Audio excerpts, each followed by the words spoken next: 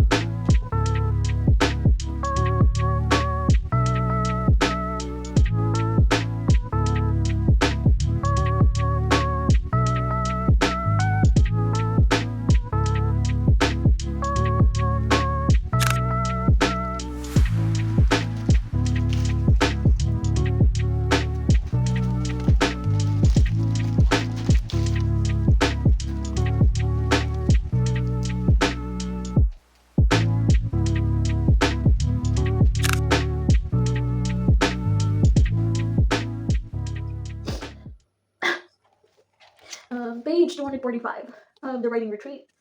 Um, there are several moments in this book that really got me gasping. Okay, I'm like, whoa. And then there are really moments that make me tear up. This part, and I gotta give credit where credit is due. Part of a huge chunk of the reason why I'm so sentimental right now, why I'm so close to crying, is because the album of Pablo. It's so devastating. It's so good. It's so good. Um, and time and time again, I always come back to Ilaw, of course. He's written so many good songs in so many years. And The Boy Who Cried Wolf, just, you know what, I dare you. A lot of people are doing reaction videos to The Boy Who Cried Wolf because everyone seeks Boy Who Cried Wolf reaction videos because everyone wants to feel assured that they're not the only ones crying, right? So I dare you do a reaction video to that, or let me know your thoughts. Listen to The Boy Who Cried Wolf. It's so good. Pablo, how dare you? Storytellers like these, I swear. Julia Bartz, Pablo, Jim Satur, some writers. Moments like these make me travel back in time, and now I kind of deeply sympathize more with my readers who cried with the stories that I've written, because they like cursing me. They like saying bad words, commenting bad words, expletives hurled at me because of how much they cried in my stories, and they always ask me how dare I write those kind of stories because it made them really sob or cry, and now I'm experiencing karma. Oh my goodness. But yeah, page 245 of The Writing Retreat. Something that the character Kira said. Yeah. I'll finish this book. Or will this book finish me? Pablo, The Boy Who Cried Wolf. Please listen to the album and that song.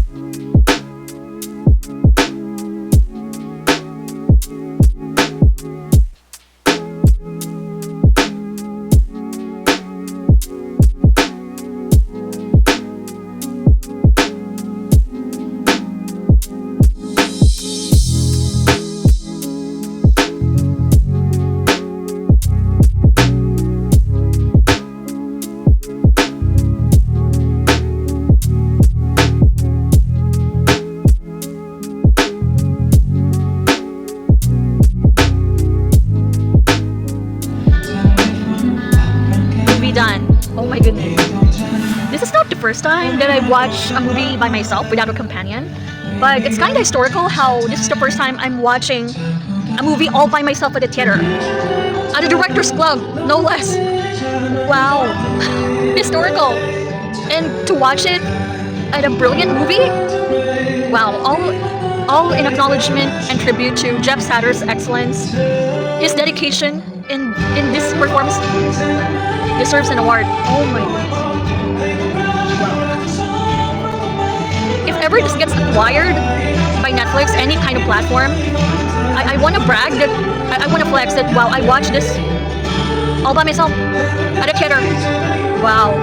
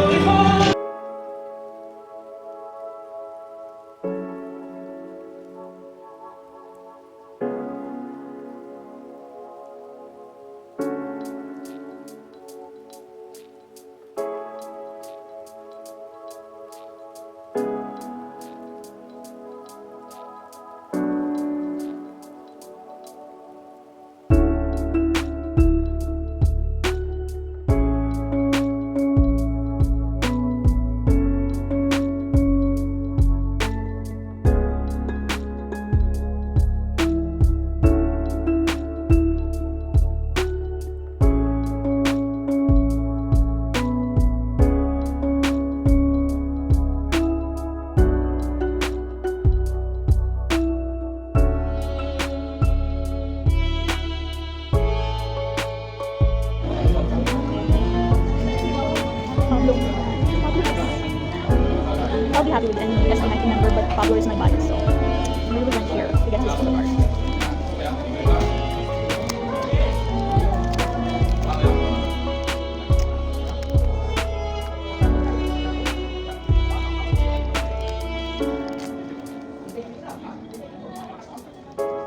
Okay, it's a 10 photo card. Okay, we love it as well.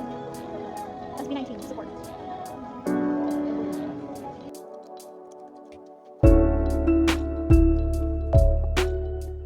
Yes, I will be repetitive again.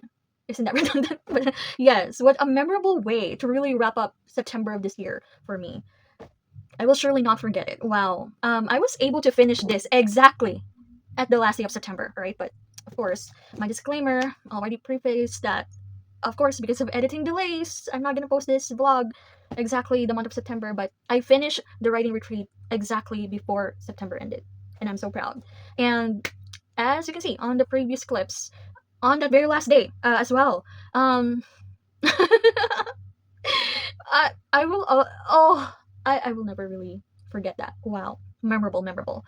And before anything else, I just want to start with this, okay? Because I'm really craving and I'm so excited. Okay, I continue to be very excited.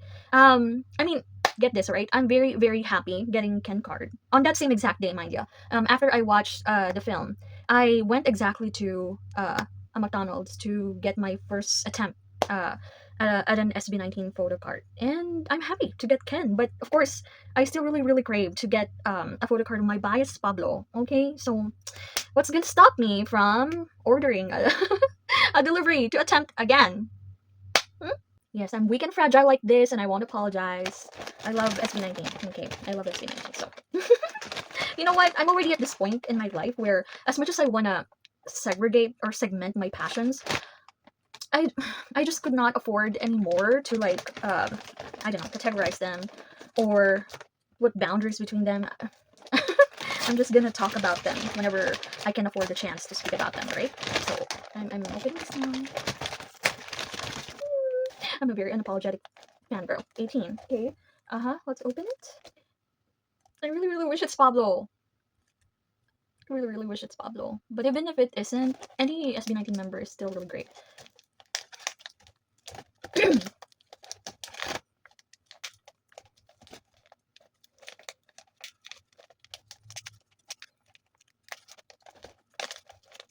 If this is still gonna be Ken, I'll really take it as a sign that I should pay more attention to Ken. Okay, let's see. Oh, Josh. Alright. Still not Pablo, but it's Josh. I also really, really like Josh.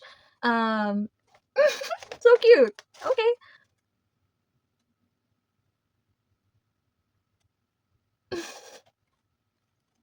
all their messages, their notes are so sweet. All SB19 members are so good to support. Josh. Okay, so Ken and Josh. I have, oh, this is still really great, you know. Who knows? I might really complete. Mahal ma. Okay, I'm happy. Who knows? I might get Pablo someday. I won't lose hope. I won't give up. So, Josh, Ken, I'm glad both of you are here. When will Pablo come along? But I'm still happy. Alright? I'm still happy. Pablo, if you will ever come to me, I will cry. Also support Josh and Ken's solo pursuits. I swear, every SB19 member are talented on their own rights. Every releases coming from this group is just chef's kiss. Everything so phenomenal. I swear. Am I being biased? Sure, why not? But rightfully deserved bias because I'm so proud of them. I'm so proud of them. Nothing's gonna stop me from raving about why I'm very passionate about really getting into my fangirl feels after quite some time of being hesitant to speak about them. I would like to really take time right now to spaz. I love them. I love them. Also, I will dare say, Paradise of Thorns, as far as the reception here in our country is concerned, highly underrated. Highly underrated. Because I believe the fact that Paradise of Thorns got selected as one of the things to be shown here in our country hinge on the great reception of How to Make Millions for Gunmatize by Bilkin, starred by Bilkin, I mean. That's so brilliantly received, right? Such a tearjerker. Yes. Me and my family, we watched that at the cinema earlier this year. And we cried. We cried. Who would have thought that Netflix would pick it up and it's now available on Netflix, right? So I think that's an important factor that sort of impacted the showing reception here of Paradise of Thorns, because I feel like people are now thinking Paradise of Thorns might also be shown by Netflix. So why would I bother going to the cinemas for it? It's sad because you know what? I honestly believe if only it got the same reception as Bilkin's movie, it would have also had word of mouth praise going around because it's also excellent. I mean, congratulations to Bilkin. Bilkin is also one of my favorite Thailand actors and singers, mind you. I also love Bilkin from I Told Sunset About You era. I'm already here for Bilkin. That's the reason why I really coerced my family to watch that movie with me. Okay, I really coerced them, and mom is also loving Bilkin ever since then. Okay, um, we cried. We cried successfully. That movie being selected as Thailand's representation for Oscars, well deserved. Well deserved. But Paradise of Thorns is also great. Unquestionably, a masterpiece too. What are the odds that they're gonna be shown in the same year? Netflix, please pick up Paradise of Thorns. It needs a wider scope of audience. And I'm also already glad and happy to hear that it got picked up by some international film festivals. That's how good and promising it was, I swear. The reason why I really specifically, exclusively want to show my support. I part of me even thought it's sort of like aligning. Almost like it's fated and destined that I'll get to treat myself to something like this in September, you know? Because apart from the movie of Jeff Satur, the album of Pablo, Alon and Laon, changed my life. I mean, my Delulu self is even thinking, are these events happening in September sort of fated to really give me happiness? Because what are the odds? What are the odds that I can watch a Jeff Satur movie after having missed his concert here in the Philippines earlier this year? I was so heartbroken. Okay, I was so heartbroken when I didn't have a chance to score a ticket to his concert here. Uh, so when the time finally came for me to watch and support him via this movie, having a chance to screen here in our country, I was like, I will do whatever it takes to really watch the film. Because here's the thing. Okay, here's the thing. Jeff Satur's songs are one of my songs that I listen on loop while I was finishing the novel that I was talking about that I finished earlier this year. After being in a writing slump, sort of a writing depression for quite some time, Jeff Satur songs really provided the inspiration, the vibe that I needed to be really get the plot going and progressing. I really have to thank him for that. Um, wow. Where do I even start? Because wow. In particular, recently though, special note, I listen to Ghost a lot. Especially the collaboration that he had with Nontanon to do another version of that. I'm addicted. I'm obsessed. Alright. Oh my goodness. Oh my goodness. If you know, you know.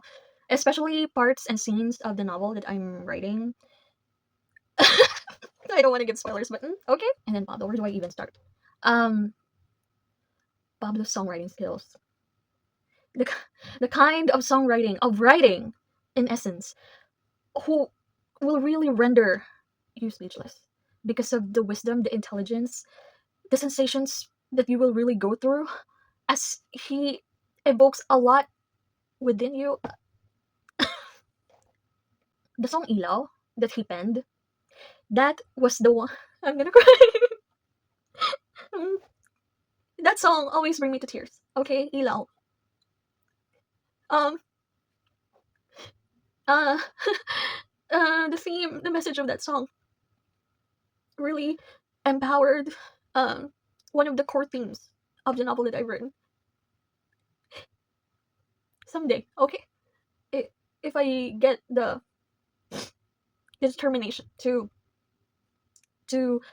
release that story, I I hope I just really want to document this. But Ilaw was so central to what I wanted to send out to the world with the novel that I've written. And you know what? Is this even gonna be a spoiler? Because I honestly don't know how to make sense of what has happened. Um, I honestly am so speechless, right? Because since Pablo is also a September birthday celebrant, you know what? Before anything else, let me go off topic briefly. Um, I was telling my entire family and even some of my friends, I was telling them, do I have a type? Is there some sort of pattern? Because my bias in BTS is RM Namjoon, and he's also writing his songs, and he's also a September boy. He's the leader of his group, and is it just a coincidence as well that my SB19 bias is also their leader, Pablo? RM Namjoon was born September 12. Pablo was born September 14 on the same year. Like, I'm the Lulu. I'm the Lulu. I know. Okay, everyone's telling me I'm the Lulu. Fine. Okay, fine. I'm just so excited, really. I'm just. Anyway, circling back. I was not at all anticipating that Pablo will release 2 freaking albums September this year, and as if he has not really crushed me emotionally in so many ways with his previously written songs, he'll come back with masterpieces again. Like, thank you for really crushing me.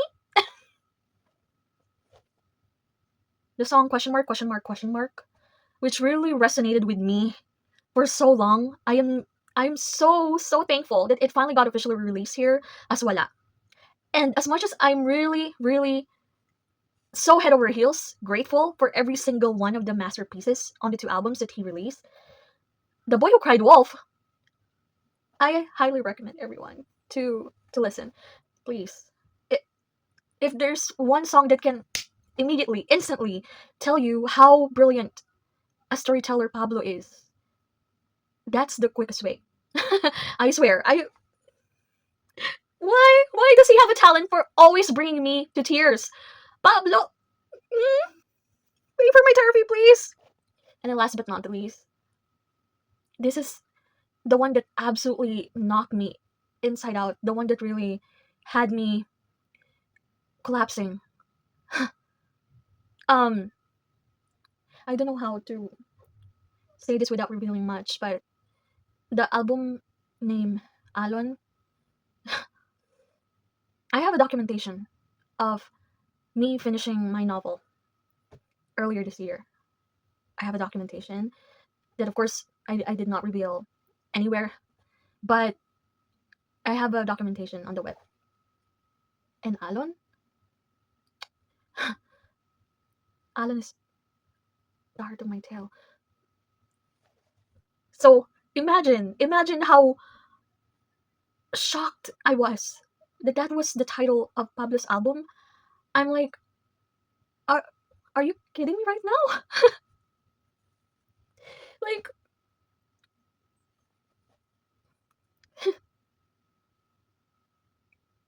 and then listen to Ilaw. Wow. A reminder to myself that this is supposed to be a reading vlog. I'm at booktube. I'm supposed to talk about my thoughts about writing retreat, of course.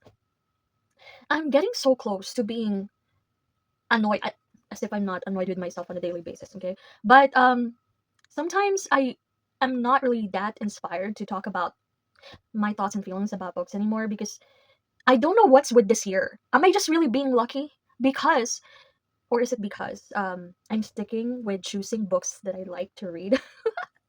Books that I'm a very, very, I have very, very big certainty level that I would really be in love with. Is that it? Because I already know that I won't be reading a lot this year. So I'm like, time is short. I should really be very careful about choosing my selection of reads this year, right? Um, so writing retreat. I'm annoyed with myself because am I gonna say again that here's another point of me thinking this might be my best book of the year again? Like how many times have I felt that this year?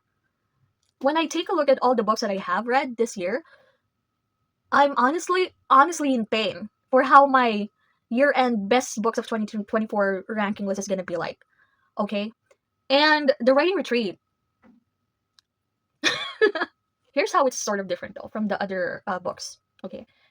What's kind of distinct about the writing retreat is that I didn't have a good first impression of it.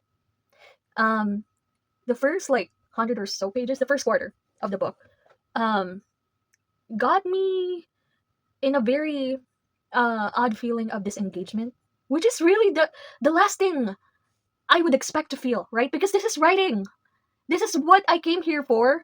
Why am I feeling distant and not emotionally invested? I'm honestly so bewildered during that period that I was so scared that I won't be able to finish it before September ends. I was that scared. But then the exciting stuff happened, and I'm suddenly like, okay, okay, I'm paying attention now. All right, bring it on, book. Okay. So it's a very, very unusual case of a book not getting me head over heels in love from the first couple of chapters and getting me so um, deep and profoundly invested, nevertheless, before the halfway mark. And by the end, if you don't like an assortment of characters, this might not be for you. But if you like a multitude of characters in a like a locked setting location, then this might thrill you. Uh, the grayness of each character really invites a lot of speculations, of course. So it's engrossing that way. But you know what? Um, right now, I'm worried, and I honestly don't think I can 100% confidently recommend the writing retreat to readers. I think I would only recommend this if you're hardcore invested in the writing process, industry, methods, passion. But otherwise, I don't know. Maybe because the mystery here is still really, really wow. um, is it something predictable? Absolutely not. It will really give you excitement every other or so chapter. But honestly, I won't take it against readers if at some points they would already feel like, when will this stop?